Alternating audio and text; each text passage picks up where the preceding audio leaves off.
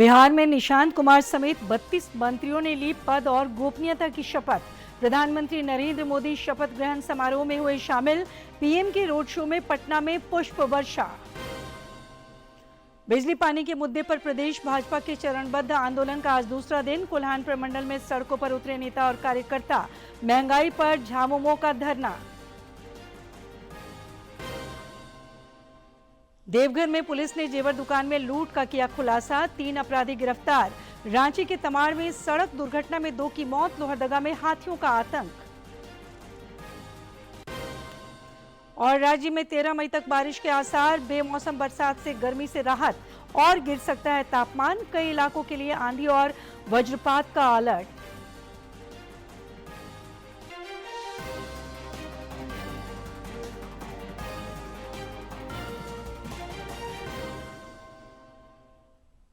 नमस्कार, खबरें झारखंड में आपका स्वागत है। खबरों के साथ मैं हूं सरोज झा और अब खबरें विस्तार से। बिहार में सम्राट चौधरी मंत्रिमंडल का आज विस्तार हुआ। पटना के ऐतिहासिक गांधी मैदान में भव्य समारोह में राज्यपाल सैयद अता हसनैन ने नए मंत्रियों को पद और गोपनीयता की शपथ दिलाई। पूर्व सीएम नीतीश कुमार के बेटे निशांत कुमार के अलावा भाजपा और जदयू समेत एनडीए गठबंधन के घटक दलों के कोटे से कुल 32 मंत्रियों का शपथ हुआ। इस मौके पर प्रधानमंत्री नरेंद्र मोदी, केंद्रीय गृह मंत्री अमित शाह, बिहार के पूर्व सीएम नीतीश कुमार समेत कई गणमान्य लोग मौजूद रहे। गौरतलब है कि 22 दिन पहले मुख्यमंत्री सम्राट चौधरी के साथ जदयू कोटे के 2 मंत्रियों ने शपथ ली थी। दिलीप कुमार जायसवाल ईश्वर की शपथ लेता हूँ कि मैं विधि द्वारा स्थापित भारत के संविधान के प्रति सच्ची श्रद्धा एवं निष्ठा रखूंगा। मैं भारत की प्रभुता एवं अखंडता अक्षुण्ण रखूंगा। मैं बिहार राज्य के मंत्री के रूप में अपने कर्तव्यों का श्रद्धापूर्वक एवं शुद्ध अंतःकरण से निर्वहन करूंगा तथा भय या पक्षपात, अनुराग या द्वेष के बिना सभी प्रकार के लोगों के प्रति संविधान और विधि के अनुसार न्याय करूंगा। सभी प्रकार के लोगों के प्रति संविधान और विधि के अनुसार न्याय करूंगा। मैं दिलीप कुमार जायसवाल ईश्वर की शपथ लेता हूँ जो विषय बिहार राज्य के मंत्री के रूप में मेरे विचार के लिए लाया जाएगा अथवा मुझे ज्ञात होगा उसे किसी व्यक्ति या व्यक्तियों को तब के सिवाय जबकि ऐसे मंत्री के रूप में अपने कर्तव्यों के सम्यक निर्वहन के लिए ऐसा करना अपेक्षित हो, मैं प्रत्यक्ष अथवा अप्रत्यक्ष रूप से संसूचित या प्रकट नहीं करूंगा।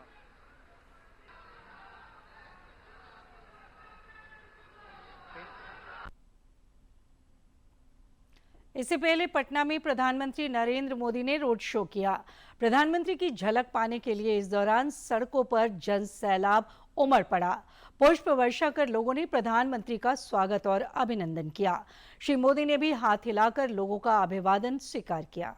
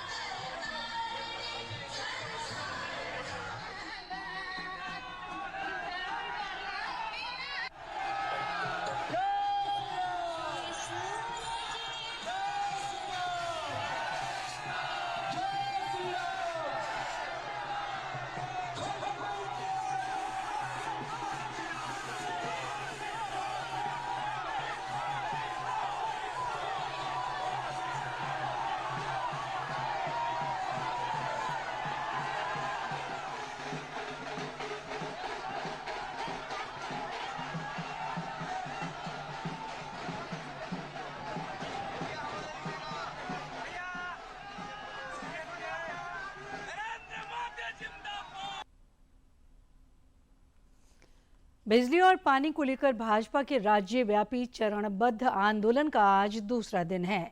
कोल्हान में जन सरोकार के मुद्दे को लेकर नेता और कार्यकर्ता सड़कों पर उतरे और सरकार को सभी मोर्चों पर विफल करार दिया। जमशेदपुर में भी पार्टी ने धरना प्रदर्शन किया, जिसमें पूर्व मुख्यमंत्री रघुवर दास समेत अन्य नेता शामिल हुए। भाजपा जमशेदपुर महानगर के नेतृत्व में आयोजित इस प्रदर्शन की शुरुआत साकची स्थित जिला भाजपा कार्यालय से हुई। यहां से पूर्व मुख्यमंत्री रघुवर दास, जमशेदपुर पूर्वी की विधायक पूर्णिमा साहू, पूर्व सांसद, पूर्व विधायक और पार्टी के कई वरिष्ठ नेताओं के नेतृत्व में कार्यकर्ताओं ने पैदल मार्च करते हुए उपायुक्त कार्यालय पहुंचकर प्रदर्शन किया। प्रदर्शन के दौरान भाजपा कार्यकर्ताओं ने राज्य सरकार और जिला प्रशासन के खिलाफ जमकर नारेबाजी की। वहीं पूर्व मुख्यमंत्री रघुवर दास ने कहा कि वर्तमान सरकार आम जनता को मूलभूत सुविधाएं उपलब्ध कराने में पूरी तरह विफल साबित हुई है। देखिए, आम नागरिक या आम जनता की जो मूलभूत सुविधाएं हैं, जो आवश्यकता है, सड़क, बिजली, पानी, स्वास्थ्य, ये हर एक शासन का धर्म है। और जो वर्तमान में कांग्रेस जेएमएम आरजेडी की शासन चल रही है, ये धर्म निभाने में विफल रहे हैं। तो ऐसी सरकार को एक मिनट भी टिके रहने की जरूरत है। प्रदर्शन के दौरान भाजपा नेताओं ने उपायुक्त के माध्यम से राज्य सरकार को ज्ञापन सौंपकर बिजली और पानी की समस्या के शीघ्र समाधान की मांग की। विधायक पूर्णिमा साहू ने कहा कि राज्य की जनता बिजली और पानी जैसी बुनियादी सुविधाओं के लिए संघर्ष कर रही है, लेकिन सरकार इन समस्याओं के समाधान को लेकर गंभीर नहीं है। आप अगर देखेंगे हमारे जिले में, तो बिजली को लेकर इतनी शिथिलता है विभाग में कि हम हर एक चीजों को लेकर विभाग से मिल रहे हैं। यहाँ स्वास्थ्य की व्यवस्था देख लीजिए, यहाँ एजुकेशन की व्यवस्था देख लीजिए, परीक्षाएं नहीं रही है, स्वास्थ्य की व्यवस्था लचर पर है, मोबाइल टॉर्च लेके ऑपरेशन हो रहा है, प्रसव हो रहे हैं, जिसकी वजह से जान जोखिम में बना आ रहा है जनता का। भाजपा का ये प्रदर्शन केवल बिजली और पानी की समस्या तक सीमित नहीं रहा, बल्कि इसके जरिए राज्य सरकार की कार्यशैली पर भी सवाल उठाए गए। जमशेदपुर से कुणाल प्रताप की रिपोर्ट।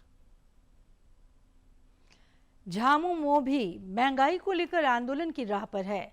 पार्टी द्वारा आज विभिन्न जिला मुख्यालयों में धरना प्रदर्शन आयोजित किया गया।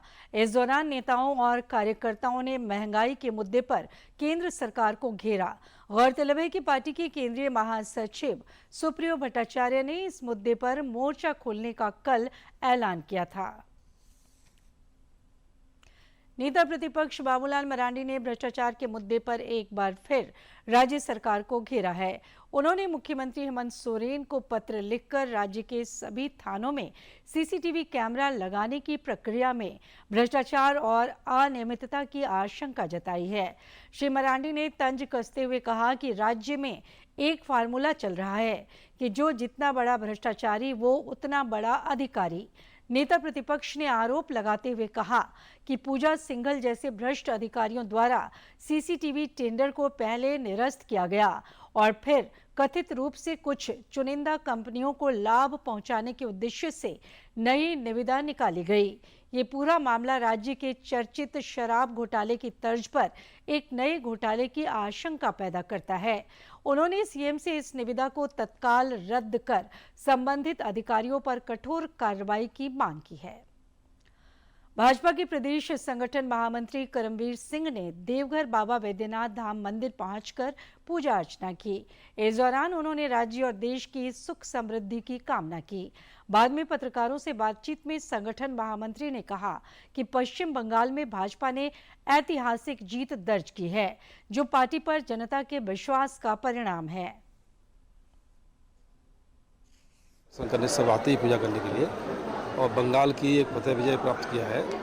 असम, पांडुचेरी तीनों प्रांतों का विजय प्राप्त किया है। उसकी एक खुशी है पूरे देश भर में। एक वातावरण जो 40 साल से आतंक किया बंगाल में, उसको नष्ट करने का काम किया है। भाजपा ने एक तरफ सरकार बनाने का काम किया है और सबका साथ सबका विकास करने के लिए ये सब काम हुआ है।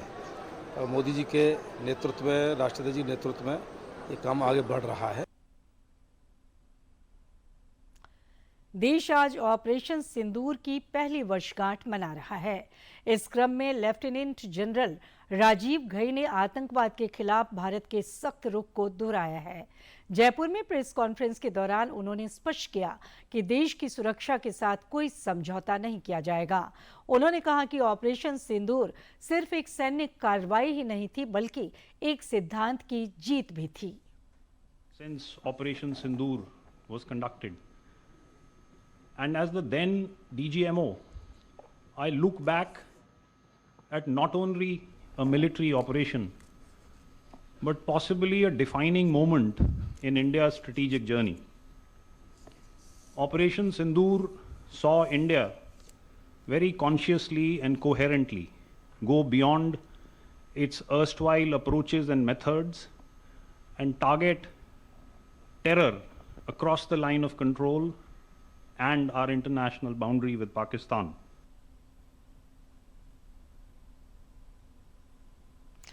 रक्षा मंत्री राजनाथ सिंह ने ऑपरेशन सिंदूर की वर्षगांठ पर भारतीय सशस्त्र बलों के शौर्य और बलिदान को नमन किया है।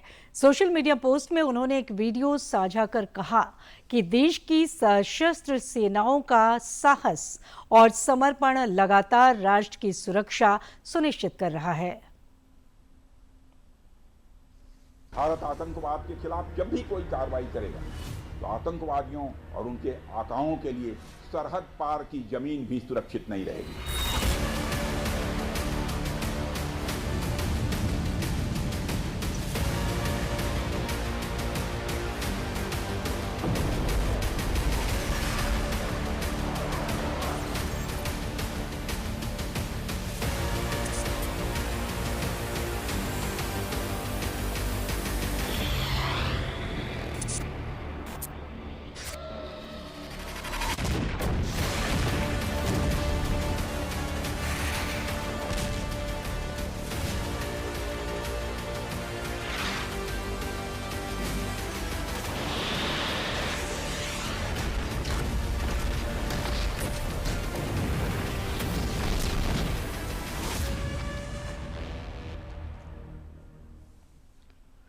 श्रमिकों के कल्याण के लिए देश में आज से बड़ी पहल हुई है।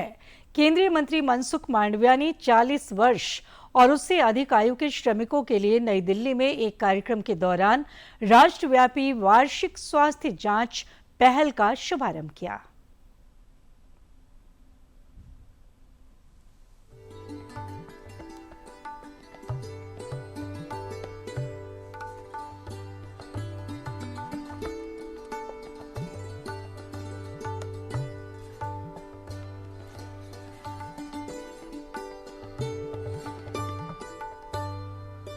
देश में 4 लेबर कोड लागू करा है। 2 ईयर्स से अबव सभी श्रमिकों को साल में एक बार हेल्थ चेकअप की गारंटी दी।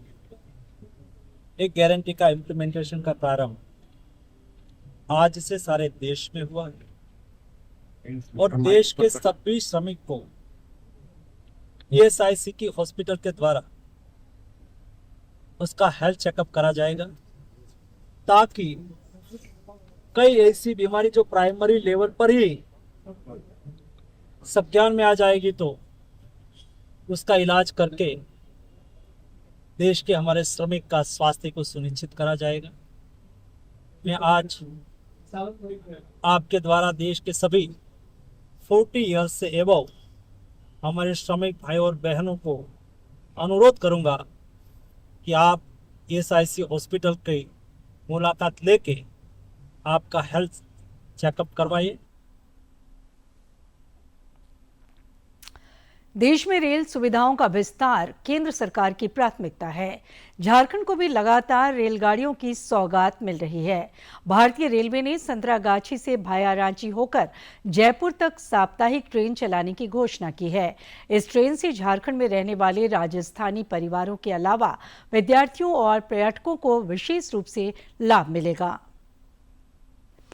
देवघर में पुलिस ने स्थानीय मार्केट स्थित एक जेवर दुकान में लूटकांड का खुलासा कर दिया है।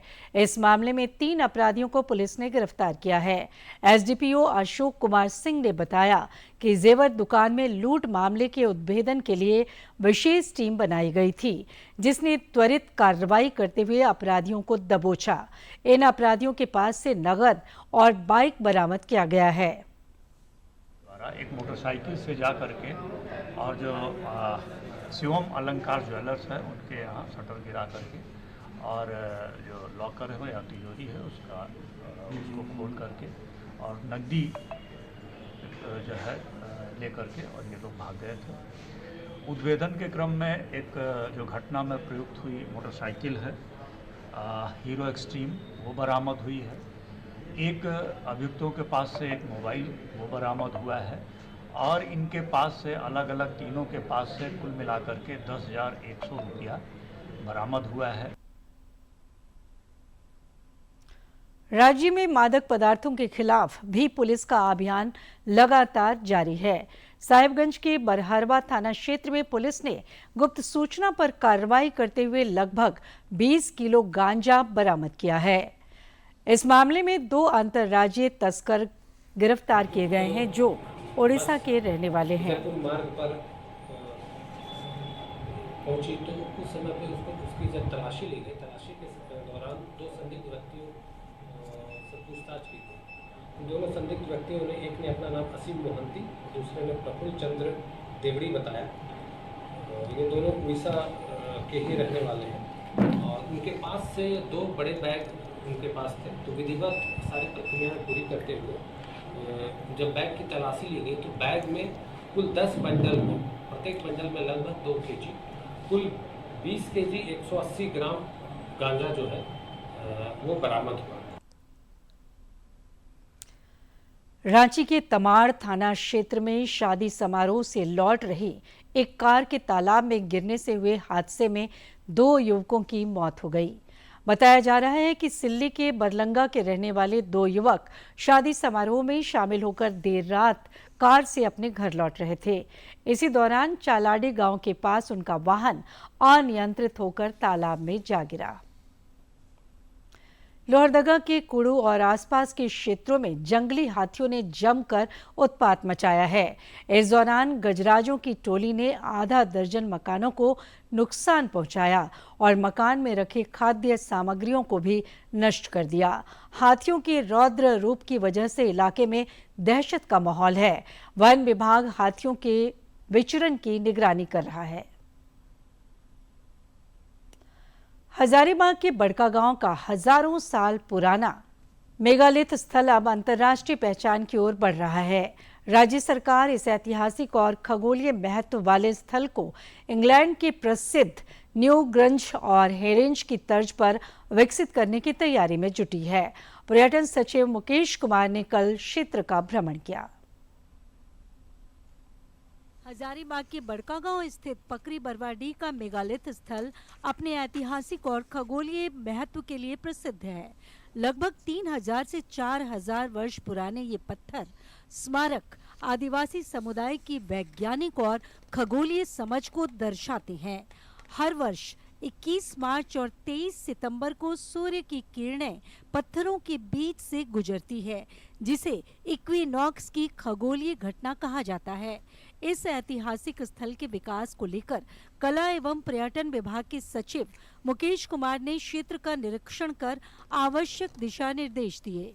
मेगालिथ का जो स्ट्रक्चर है हमारे यहाँ पकरी बरवाडी में, उस साइट को विजिट किया और वहाँ पे जो उसका जो प्रीहिस्टोरिक उसका जो रेलेवेंस है, बिकॉज ये बहुत पुराने ज़माने की चीज़ है जिसके कि अपने एस्ट्रोनॉमिकल जिसको कहते हैं कि जिसके ज़रिए हम सूर्य की स्थिति और बहुत सारे वैज्ञानिक पद्धतियों को भी इससे समझ सकते हैं। एक ये भी इसके पीछे की एक फिलॉसफी है बेसिकली। उन सब चीज़ों को ध्यान में रखते हुए इसको संरक्षित रखने का, इसको प्रिजर्व करने की प्रायोरिटी जो है वो पहली प्राथमिकता हमारी है। राज्य सरकार बड़का गांव के ऐतिहासिक मेगालिथ स्थल को इंग्लैंड की प्रसिद्ध न्यूग्रज और हेरेंज की तर्ज पर विकसित करने की तैयारी में है। इक्विनॉक्स के दौरान यहाँ वी आकार के विशाल पत्थरों के बीच से गुजरती सूर्य की किरणें अद्भुत खगोलीय दृश्य प्रस्तुत करती है।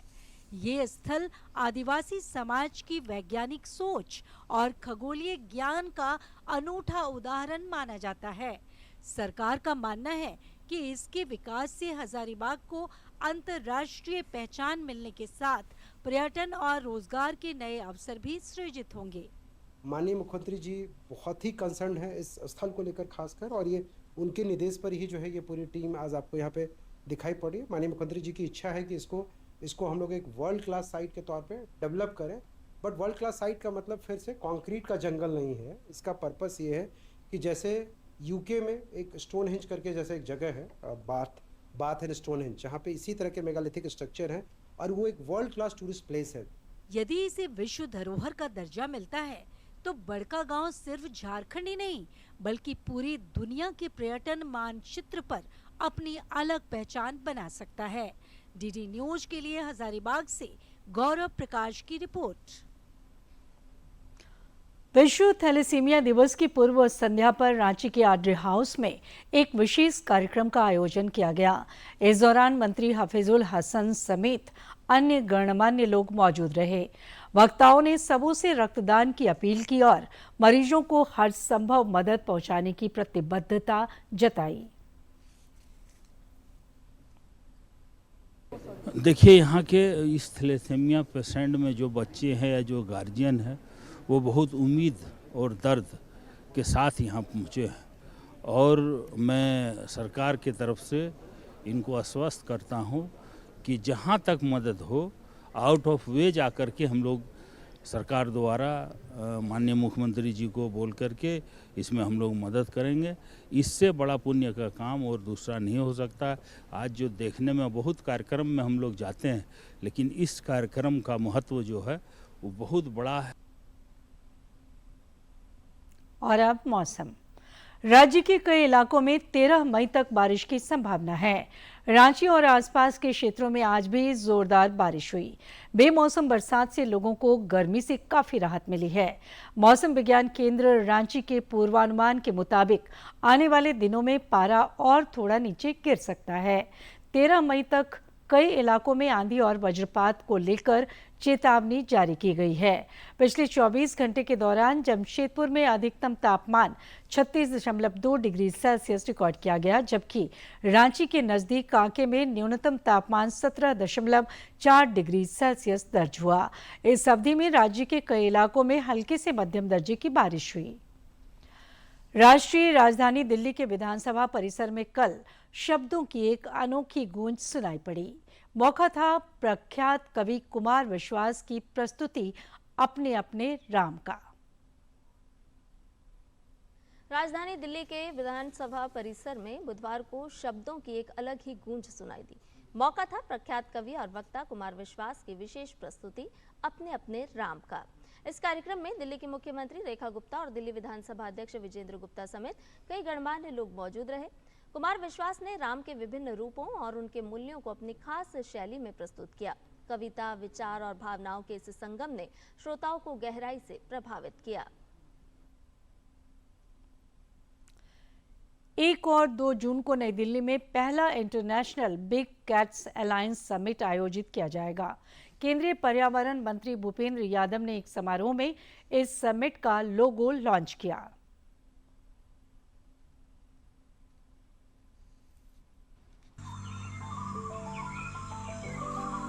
बिग कैट्स के संरक्षण को वैश्विक मंच देने की दिशा में एक अहम पहल करते हुए केंद्रीय पर्यावरण मंत्री भूपेंद्र यादव ने बुधवार को नई दिल्ली में international big cat alliance summit 2026 के लोगो और आधिकारिक वेबसाइट का शुभारंभ किया। इस आकर्षक लोगो में शेर, बाघ, तेंदुआ, हिम तेंदुआ, चीता, जैगुआर और प्यूमा 7 प्रमुख प्रजातियों को एक साथ दर्शाया गया है, जो वैश्विक एकता और साझा जिम्मेदारी का प्रतीक हैं। इस अवसर पर समिट की एक विशेष प्रमोशनल फिल्म भी जारी की गई। Today the IBCA Summit website has been launched. This website will serve as a dedicated global platform for the summit, enabling outreach, engagement, and sharing of information related to the event.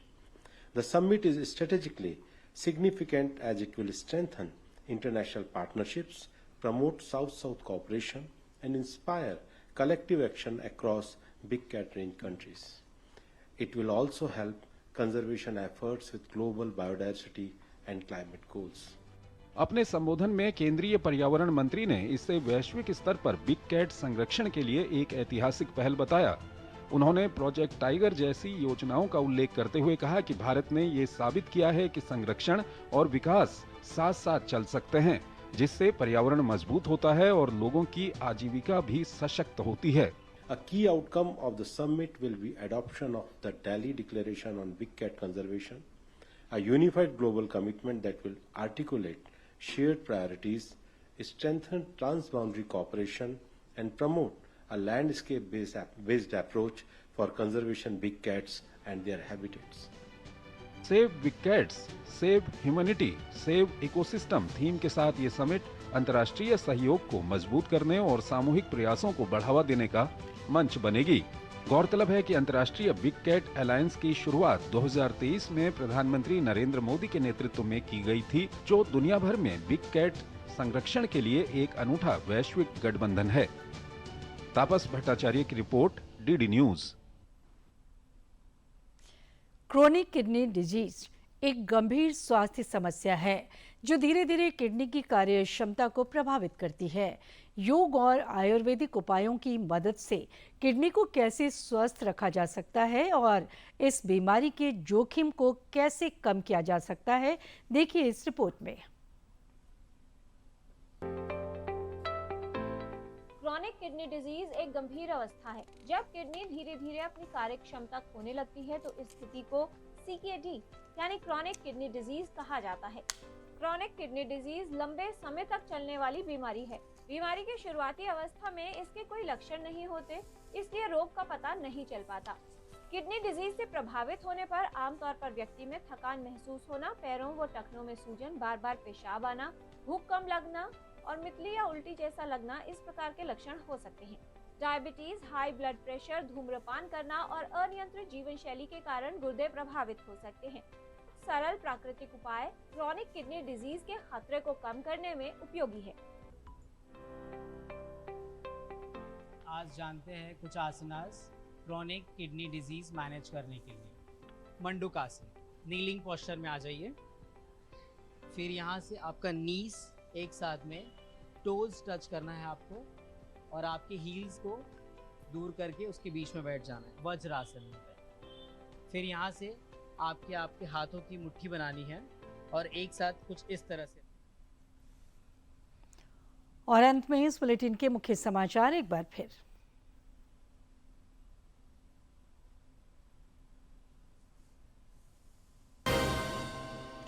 Bihar में निशांत कुमार समेत 32 मंत्रियों ने ली पद और गोपनीयता की शपथ। प्रधानमंत्री नरेंद्र मोदी शपथ ग्रहण समारोह में हुए शामिल। पीएम के रोड शो में पटना में पुष्प वर्षा। बिजली पानी के मुद्दे पर प्रदेश भाजपा के चरणबद्ध आंदोलन का आज दूसरा दिन। कोल्हान प्रमंडल में सड़कों पर उतरे नेता और कार्यकर्ता। महंगाई पर झामुमो का धरना। देवघर में पुलिस ने जेवर दुकान में लूट का किया खुलासा। 3 अपराधी गिरफ्तार। रांची के तमाड़ में सड़क दुर्घटना में 2 की मौत। लोहरदगा में हाथियों का आतंक। और राज्य में 13 मई तक बारिश के आसार। बेमौसम बरसात से गर्मी से राहत और गिर सकता है तापमान। कई इलाकों के लिए आंधी और वज्रपात का अलर्ट।